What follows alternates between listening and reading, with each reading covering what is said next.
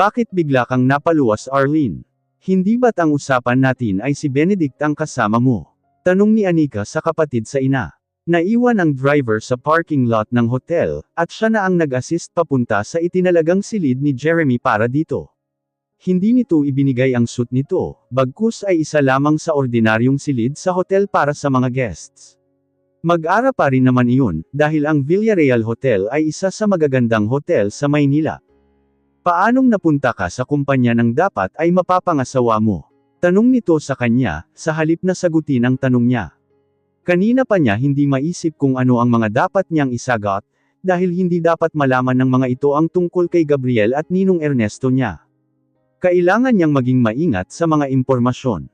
Naging kaibigan ko lang ang pinsan niya na nagrekomenda sa akin sa kanila, sagot niya. Paanong hindi nila alam na ikaw si Carlon Desagon? Anika ang ginamit kong pangalan. Mula nang mangyari ang aksidente kina Papa, ay hindi ko na gustong maging Desagon, Arlene. You can claim everything I have. I just want peace of mind. Nasaan itinago ni Uncle Octavio ang Papa? Hindi ko alam. Parang awa mo na, tulungan mo akong mahanap siya. Magpapakalayo-layo kami kung yaman lang naman ang habol nyo, sa inyo ng lahat, pagsusumamo niya. Pero walang ekspresyon ng mukha ni Arlene na ikinalungkot niya. Alam mo bang kinamumuhian kita? Mapait nitong wika pagkatapos. Wala akong ginawang masama sa iyo, Arlene. Alam mo yan. Ikaw ang nagtamasa ng kalinga ng mga magulang ko sa mahabang panahon. Pero bigla kang bumalik. Pag-alit nitong wika. Hindi ko ginustong maging ikaw, Carlon. Pero bonor ang lahat ng Papa Octavio ang nakaraan ko para maging ikaw. Anak ka ni Uncle Octavio. Pagkumpirma niya rito, kahit ang totoo'y alam niya na ang lahat ng iyon.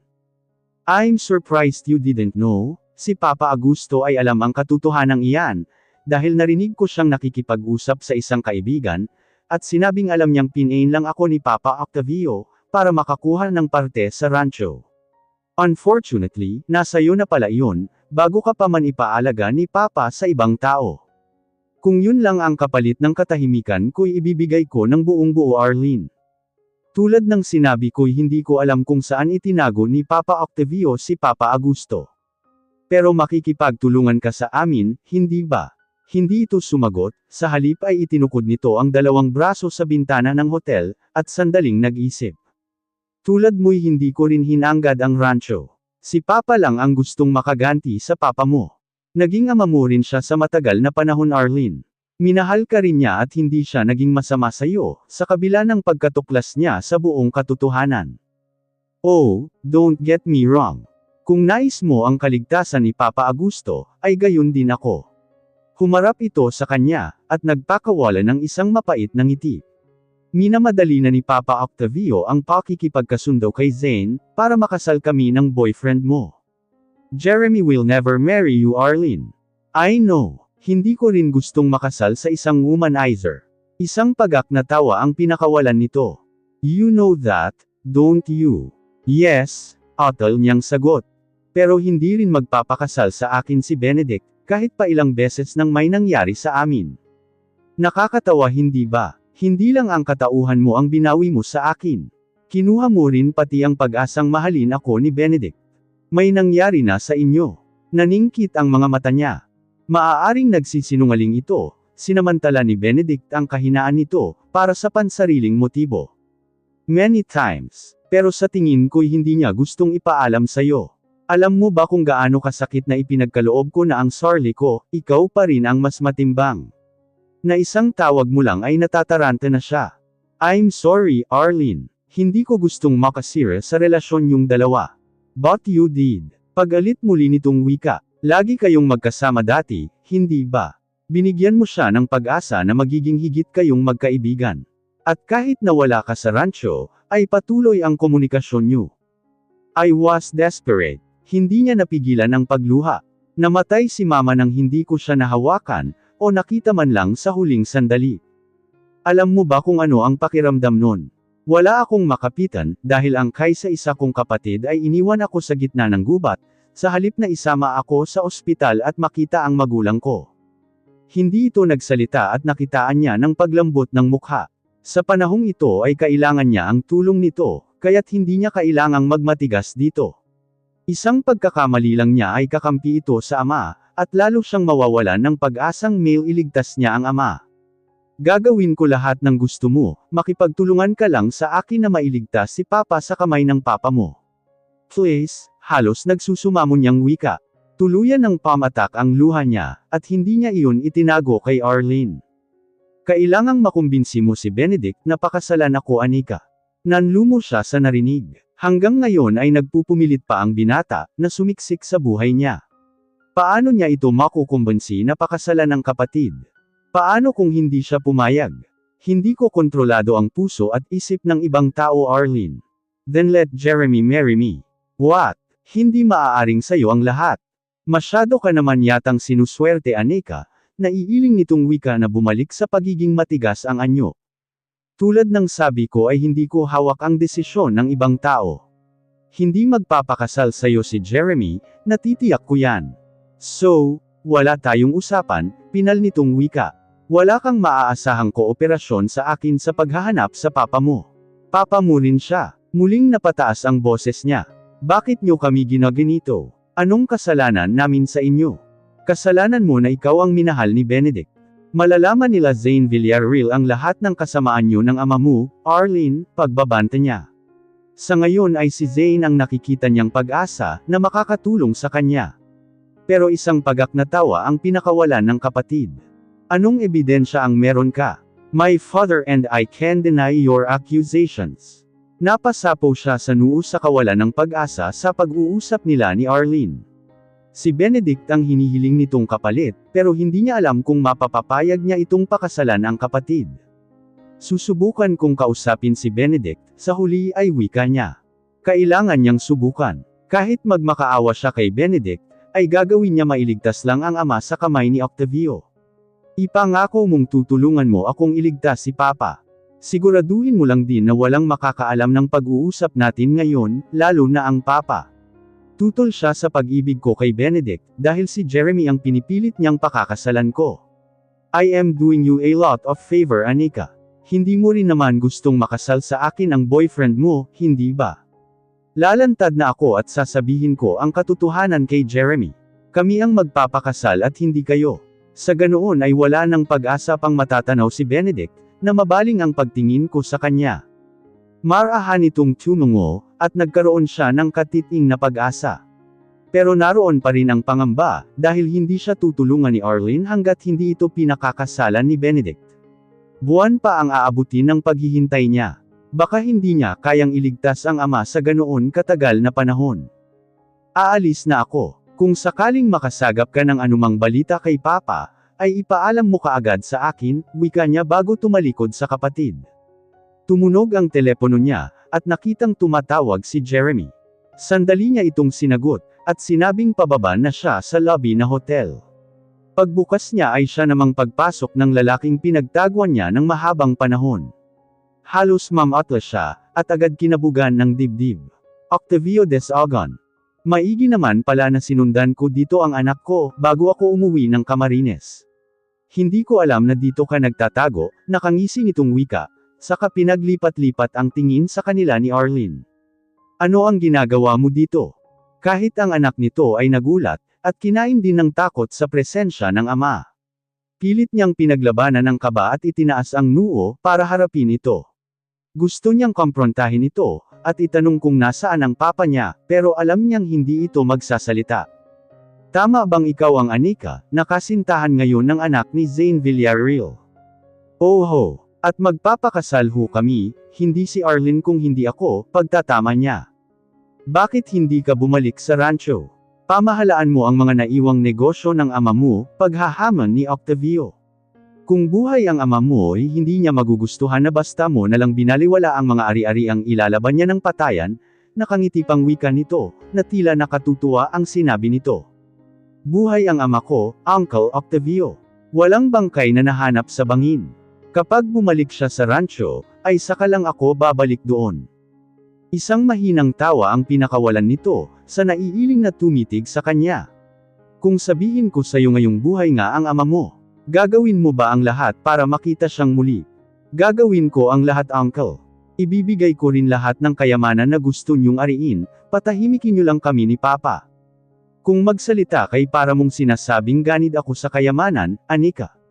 Parte lang sa rancho ang hinihingi ko, pero ipinagkait iyon ng ama mo. Huwag kayong mag-alala uncle, kung iyon lang ay ibibigay ko ang buong titulo, at hinding-hindi na kami tatapak pa roon. Mas mabuti ka palang kausap kaysa sa ama mo, seryoso nitong wika. Pero may isa pa akong ipagagawa sa'yo, para tuluyan ng maging maayos ang mga buhay natin. Ano ho iyon? Tanong niya nang hindi nito itinuloy ang sasabihin. Iwanan mo si Jeremy at magpakalayo-layo ka. Si Arlene ang dapat niyang mapang-asawa at hindi ikaw. Hindi niya inasahan iyon, at lalong bumigat ang dibdib niya sa mga kondisyon ni Octavio. Lalo lang tumibe ang katotohanang hawak nga nito ang ama. Mabigat man sa kalooban, ay kailangan niyang isakripisyo ang sariling kaligayahan, para sa kapakanan ng papa niya. Hawak mo ang papa, halos paanos niyang wika. Gustong magunahan ng mga luha niya sa mata, sa kaalamang buhay ang ama. Pero nasa panganib pa ito, at siya lang ang makakapagligtas dito. Paano ko masisigurong buhay nga siya? Napatatahimikin mo kami, pagkatapos kong ibigay ang mga hinihingi mo. Kaya kung tumupad sa usapan Anika, hindi naman ako ganoon kasama. Gusto ko siyang makausap ngayon din. Pinatigas niya ang tinig, para ipakita kay Octavio na hindi rin siya basta-basta nagpapauto. Makakausap mo lang siya kapag naikasal ka na sa iba Anika. Hindi ipapakasal ni Zane ang anak niya kay Arlene, hanggat kayo ang magkarelasyon. Gumawa ka ng dahilan para iwanan ka ni Jeremy. Wala akong ibang naiisip kung hindi ang lumayo na lang, at hindi magpakita. Hindi yun effective. Mahahanap ka rin nila, dahil mayaman ang mga Villarreal at marami silang koneksyon. Tumingin ito sa anak, saka ito nagsalitang muli. Kayo ni Benedict ang magpakasal. Nang matigil na rin ang kahibangan ng anak ko sa lalaking iyon. Gustong tumutol ng puso niya, pero kailangan niyang sumang-ayon dito sa ngayon. Nakita niya ang pagyuko ni Arlene, at paglungkot ng mukha nito. Hindi nito kayang salungatin ng ama at naiintindihan niya iyon. Kahit siya ay kinakain ng takot sa mga panahong iyon. Kung ganoon ay kailangan kong paluwasan si Benedict bukas na bukas din. Kapag ikinasal kami ay gusto kong naroon mismo ang papa, pagbibigay niya ng kondisyon. Kung paano niya iiwan si Jeremy, ay hindi niya alam. Masasaktan siya at masasaktan din niya ito. Walang makakaalam ng lahat ng ito Anika. Buhay ng ama mo ang kapalit. Napilitan siyang tumungo bago tuluyang lumabas ng silid ng hotel. Hanggang sa makabalik sa opisina, ay tila siya nakalutang sa kawalan. Samot-saring emosyon ang nag-uunahan sa dibdib niya, galit para sa tiyuhin, pag-aalala sa ama, at lungkot para sa desisyong iwanan si Jeremy. Nakaupo siya sa swivel chair hawak ang ballpen, pero nakalutang pati ang isip niya. Habang lumalakad ang mga oras, ay lalong sumasakit ang ulo niya, at nahihirapan siyang huminga na ngayon lang niya nararanasan. Kalimitan lang ay pananakit ng ulo, kapag ganitong marami siyang iniisip. It's lunchtime love? Saan mo gustong kumain? Tanong ni Jeremy, at inikot ang swivel chair niya paarap dito. Gusto niyang iiyak dito ang problema, pero nangangamba siyang gumawa ito ng hakbang laban kay Octavio, na maaaring ikapahamak ng papa niya. Napilitan siyang umiling at pilit na ngumiti. Kung magpapakasal siya kay Benedict, ay para na rin niyang sinintensyahan ang kaligayahan niya. She loved Jeremy. Hindi niya alam kung kaya pa niyang magmahal ng iba, katulad ng pagmamahal niya dito. You're worrying me, wika nito, nang makita ang lungkot sa kanyang mga mata. Itinaas nito ang mukha niya, pero hindi niya kayang salubungin ang mga tingin nito. Masakit talaga ang ulo ko. Pagdadahilan niya, I'll take you home. May meeting ka pa, pigil niya dito nang hilahin nito ang kamay niya. Makakabalik din ako bago mag-alas 3. Come on. Wala na siyang nagawa kung hindi ang sumama dito. Dumaan muna sila sa isang restaurant, at nagtanghal iyan pagkatapos ay dinala siya nito sa kondo ng kasintahan. Malayo pa ang apartment mo. Dito ka muna magpahinga, habang nasa office ako, wika nito sa kanya. Umupo siya sa sofa, at inilapag na lang ang bag sa tabi niya. Kanina'y pilit lang niya ang kumain, para hindi mag-alala ang kasintahan. Pilit rin niyang kinakalma ang sarili, pero kinuha yatang lahat ni Octavio ang katatagan niya. Pumikit siya para ipahinga ang isip, pero hindi mawala lahat ng alalahanin niya. Naramdaman niyang umupo si Jeremy sa tabi niya, at inihilig ang ulo niya sa dibdib nito. Hindi niya napigilan ang pagpatak ng luha, at pamatak iyon sa braso ng kasintahan. "Are you crying?" Mabilis siya nitong iniharap, at nagulat sa nakitang pag-iyak niya. "May sinabi ba si Miss Desogon sa'yo, kaya ka nagkakaganyan?" Hindi siya sumagot. Gusto niyang sabihin ang lahat dito, pero kinakain siya ng takot sa maaari nitong gawin kay Arlene o kay Octavio. "Ikakasal ka sa kanya," tanging nasabi niya bago yumuko, dahil hindi niya mapigilan ang pagluha. "Isa lang siya sa mga interesado sa akin dati," paliwanag nito. "Niwala akong balak na kilalanin siya noon, ngayon pa kaya?" Pinunasan nito ang luha niya sa pisngi, at sandaling ngumiti. "Ganyan ka ba katinding magselos?" Yamakap ito sa kanya, at gumanti siya ng yakap. "Hindi ako nagseselos," tumingala siya, at tinitigan ang gwapo nitong mukha. Pinaglandas niya ang kamay sa whiskers nito, at pilit na ngumiti. "I love you," halos pabulong niyang wika. Gusto niyang ipaalam ang totoong damdamin niya dito, kahit hindi ito tugunin ng kasintahan. Kahit makasal sila sa iba, ay hindi na mababago ang damdamin niya dito. Alam niyang isang araw ay kailangan niyang iwanan ang lalaking minamahal, kaya't gusto niyang namnamin ang araw na ito para sa sarili niya. Dadalhin niya ang mga alaala nito pag-uwi niya sa Camarines. "You're being sentimental," wika nito pagkatapos niyang magpahayag ng damdamin. Sandaling dumaan ang kirot sa puso niya sa hindi nito lantarang pagtugon. Pero siguro ay makabubuti na iyon, para mabawasan ang lungkot sa puso niya, kung sakaling iiwan niya na ito. Ang mahalagay na sabi niya, at naipadala ang pagmamahal niya para dito. "Iwanan mo na ako, itutulog ko na lang muna ang pananakit ng ulo ko." "No, tatawagan ko si Dad, na siya muna ang attend sa meeting." Tumayo ito at nagpunta sa medicine cabinet. At naghanap ng mga gamot doon. "Pwede na ba sayo ang paracetamol?" Kumuha na rin ito ng tubig sa ref, saka bumalik at pinainom sa kanya ang gamot. "Sa kama ka na matulog," utos nito sa kanya, saka tinungo ang isang pinto na patungo sa isang silid. Nagtanggal din ito ng sapatos at pang-itaas na damit, bago siya sinamahang humiga doon. Nakaidlip siya habang nakayakap ang binata, at nagising siya na wala na ito sa tabi niya, pero naririnig niyang may kausap ito. "I can't," wika nito na napagtanto niyang kausap ay ang ama nito.